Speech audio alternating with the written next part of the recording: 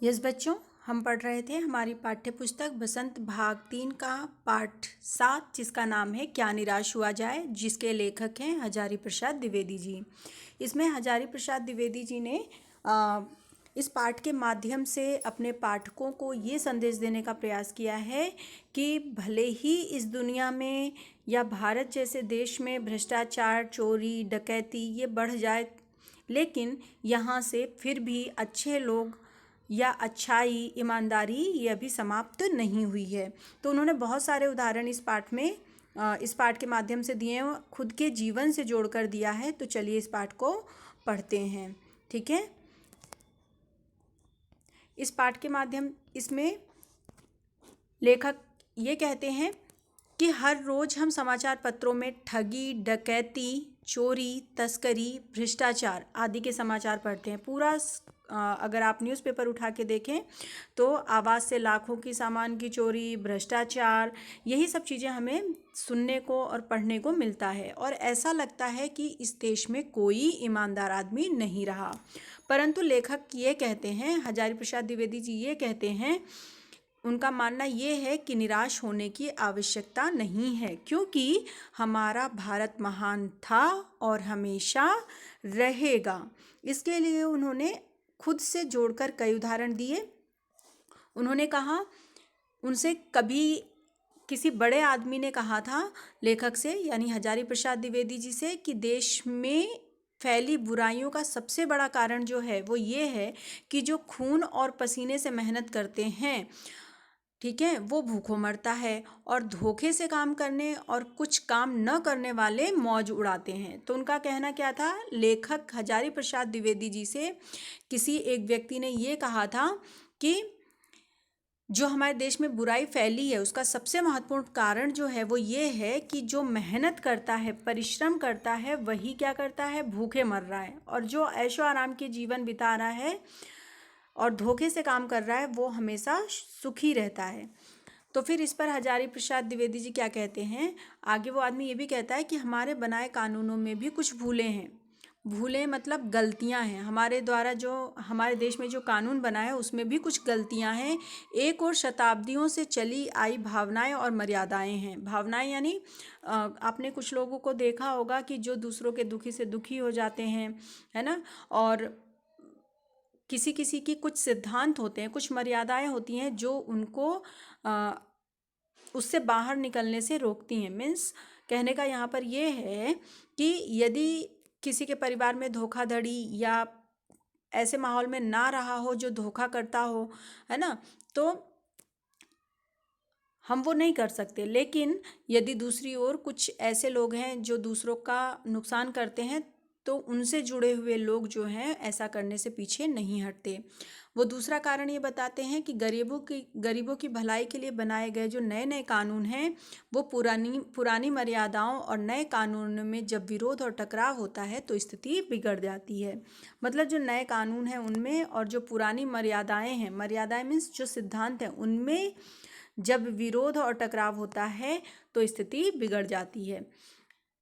वो कहते हैं सांसारिक सुखों और बाहरी दिखावों को बहुत अधिक महत्व देने से भी भ्रष्टाचार बहुत बढ़ा है।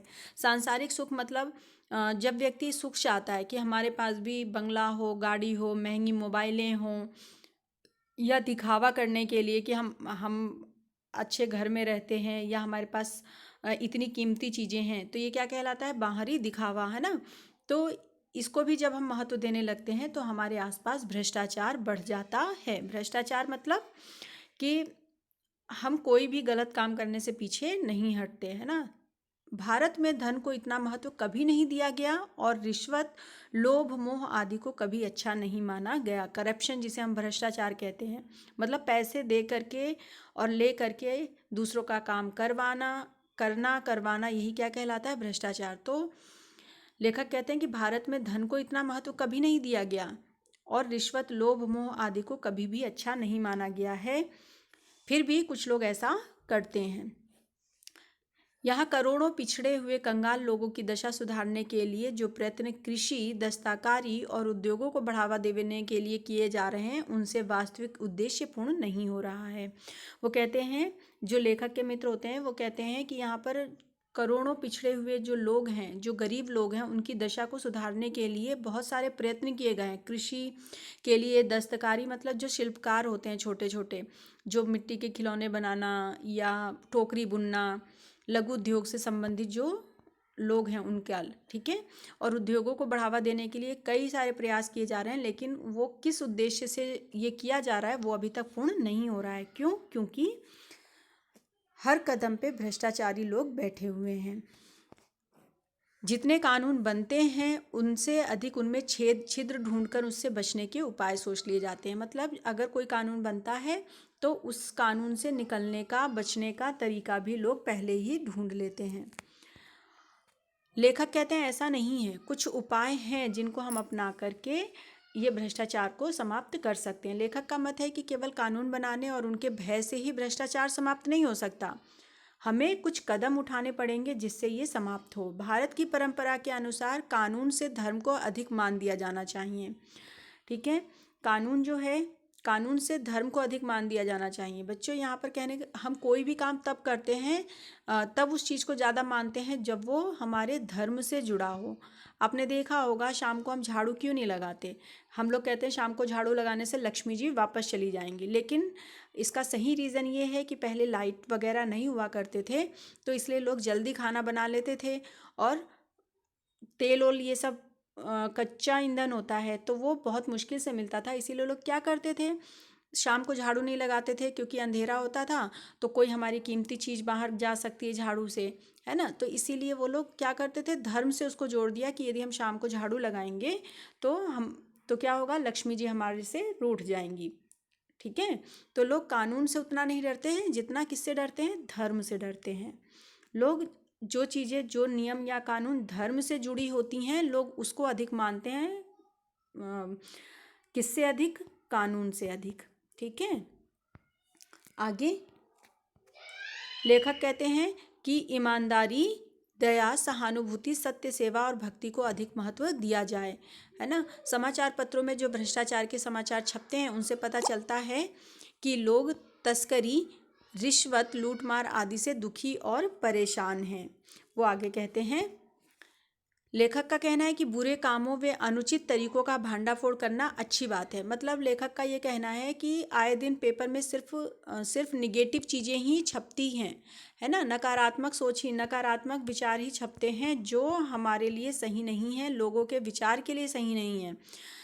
पर लोग इन बुरी बातों को पढ़ने में ही स्वाद लेते हैं। स्वाद लेना यानी मज़े लेना, आनंद लेना, और ये बहुत बुरी बात है। देश में सैकड़ों अच्छी बातें, ईमानदारी और सच्चाई की घटनाएं होती हैं, पर उनकी तरफ कोई ध्यान नहीं देता।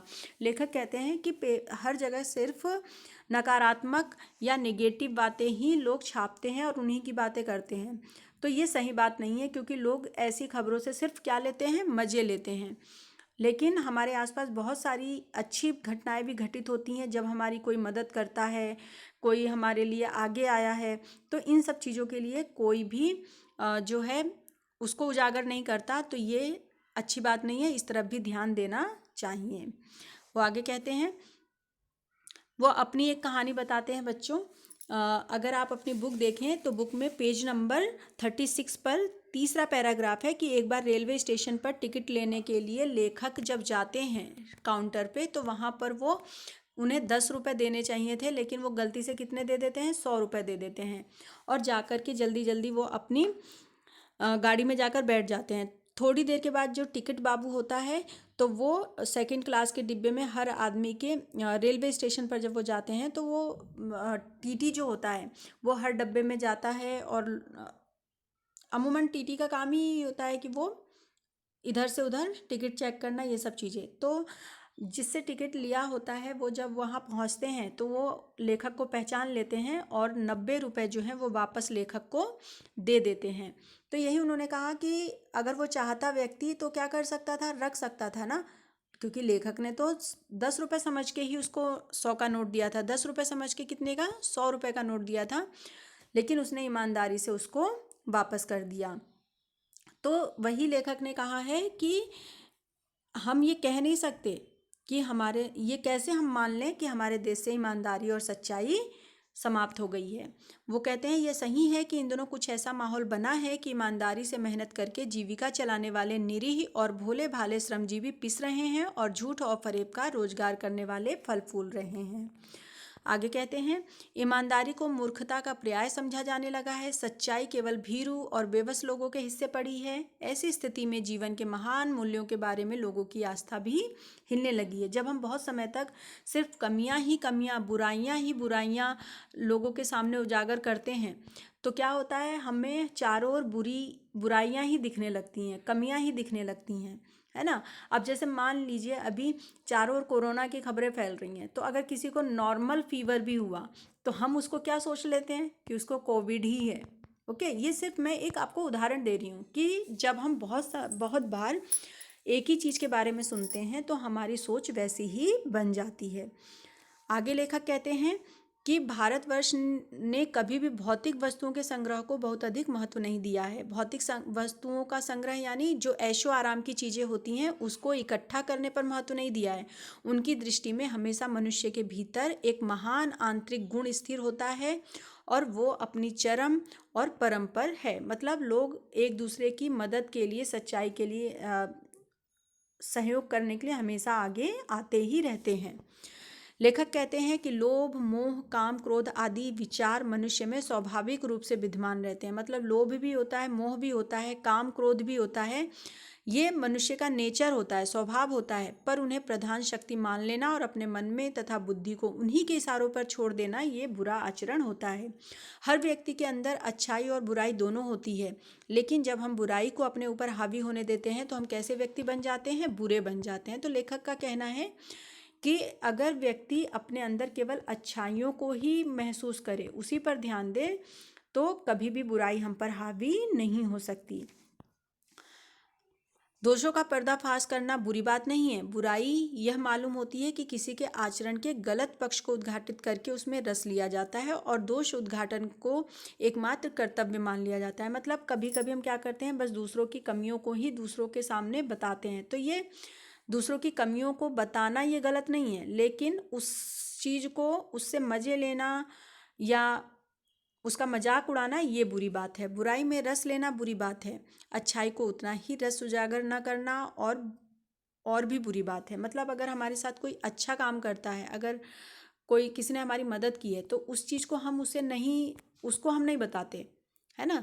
तो ये गलत बात है। मतलब अगर हमारे सामने किसी ने कोई अच्छा काम किया है हमारे साथ तो हमें उसे भी बताना चाहिए, ना कि केवल बुराई ही बतानी चाहिए। ठीक है। आगे लेखक कहते हैं कि वो बताते हैं कि एक बार की बात है, जब वो बस में बैठे हुए थे तो वो बहुत डरे हुए थे, क्योंकि जिस बस से वो जा रहे थे वो बस जो है ख़राब हो गई थी रास्ते में, है ना। तो वो कहते हैं कि कुछ लोगों ने क्या किया, ड्राइवर को घेर लिया, है ना। ड्राइवर को घेर लेता है कि इसको हम क्या करेंगे, मारेंगे। और कंडक्टर जो है जा कर के क्या करता है, वो दूसरी कंडक्टर जो है वो दूसरी बस को लेने के लिए जाता है।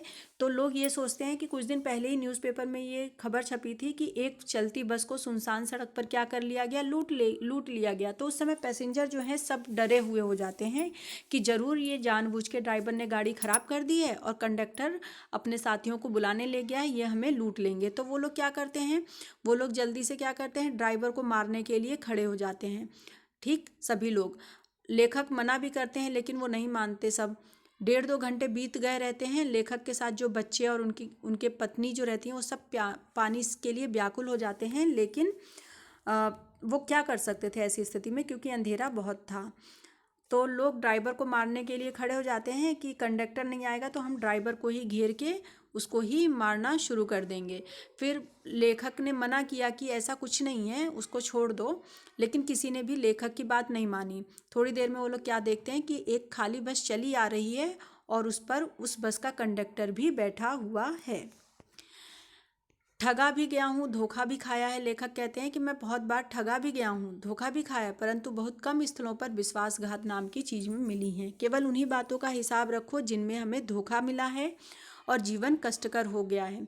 अगर हम केवल धोखा वाली चीज़ों को ही याद रखेंगे कि किसी ने हमारे साथ गलत किया, हमें धोखा दिया, तो हमारा जीवन कैसा हो जाएगा, कष्टकर, दुखदाई हो जाएगा। परंतु यदि हम ऐसी घटनाओं को याद रखेंगे कि जिसमें लोगों ने हमारी बिना मतलब के ही, बिना स्वार्थ के, बिना किसी कारण की सहायता की है, तो हमारा मन जो है क्या हो जाएगा, प्रफुल्लित हो जाएगा, खुश हो जाएगा और निराश मन को ढांढस भी मिल जाएगा और हमें हिम्मत भी मिलेगी। अंत में जब वो ड्राइवर होता है वो लेखक के बच्चों के लिए दूध भी लेकर आता है ना, दूसरी बस का भी इंतजाम करता है। तो बाद में लेखक को ये और लोगों को भी अफसोस होता है कि हमने ये गलत किया कि ड्राइवर को मारने के लिए हम पहुंच गए। ठीक है, अब आप इस पाठ को एक बार फिर से पढ़िए, उसके बाद मैं आपको एक MCQ क्वेश्चन भेज रही हूँ, वो आपको हल करना है। ओके बच्चों।